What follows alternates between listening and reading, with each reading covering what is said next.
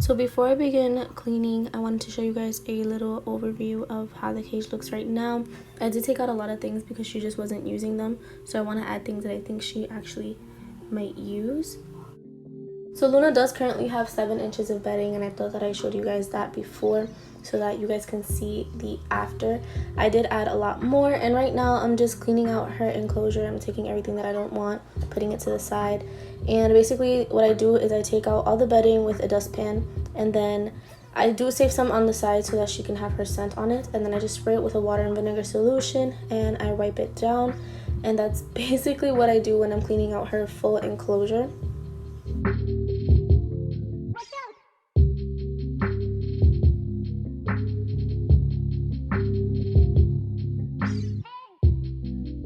So it took me a really long time to figure out how I wanted these bridges, but once I finally got it, I was so happy with the outcome. So I'm basically putting all these bridges, separating all the substrates, and I'm gonna have 5 different substrates in the enclosure.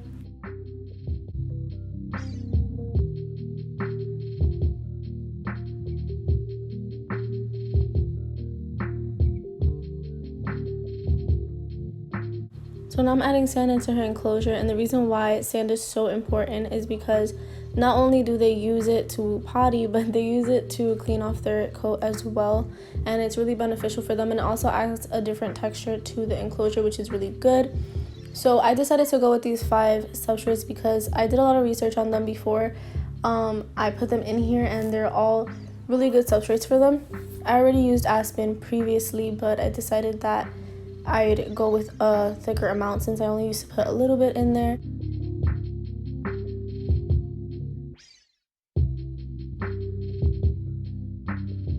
I also like to add a lot of hides in her enclosure because she loves them and she loves to kind of just store her food in each one of them.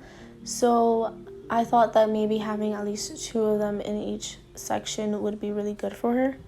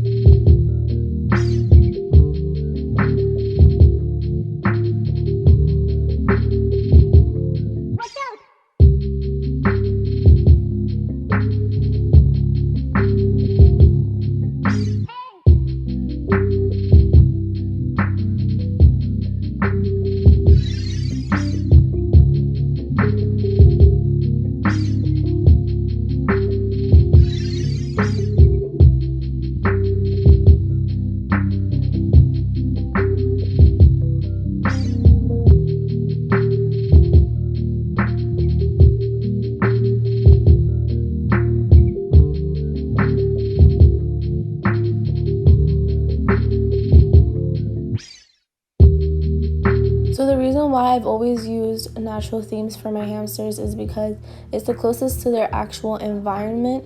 You want them to feel safe and you want them to be able to have a lot of enrichment. You don't want them to chew on plastic either, which is really bad for them. So I'm not going against plastic, but I do feel like having wooden items and a natural theme is a lot better for them. And I want to also point out that every single substrate that I've used for her enclosure is safe for her. So that is sand, eco earth, aspen, and a granule blend. Basically the granule blend is paper bedding, but you do want to research every single bedding that you're going to use or every product that you're going to use for your hamsters. You want to make sure it doesn't harm them.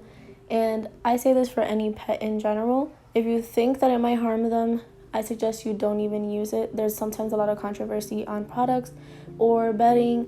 And like I said, if you think that it's something that you shouldn't be using for your hamster, Don't even question it. Just don't use it. It's better safe than sorry.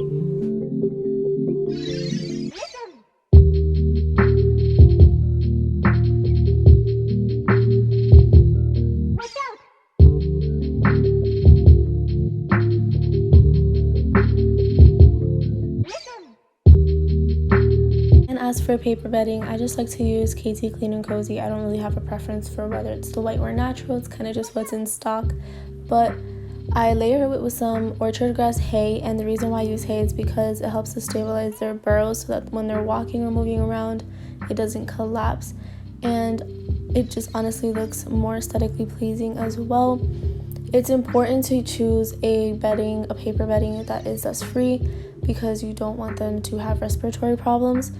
And you want to give them enough bedding as well. You don't want to just give them 2 or 3 inches or even 4 inches of bedding. Some people complain that their hamsters just don't burrow, and that's because they're probably not providing enough bedding for them.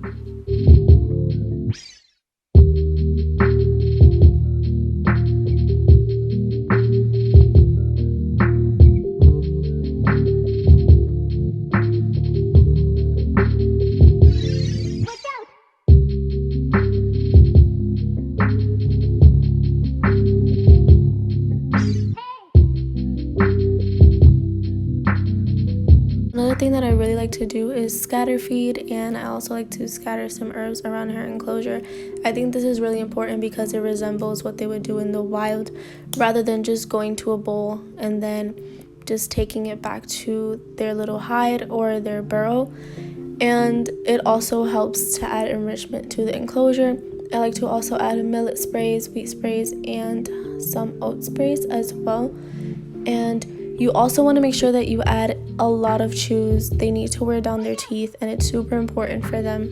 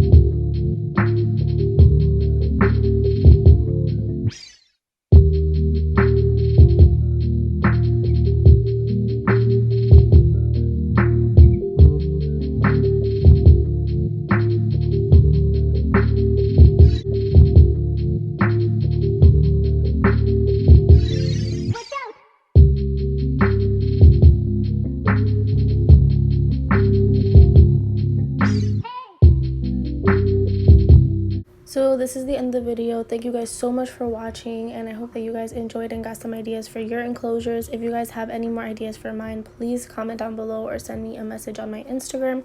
So I see you guys in the next video. Bye.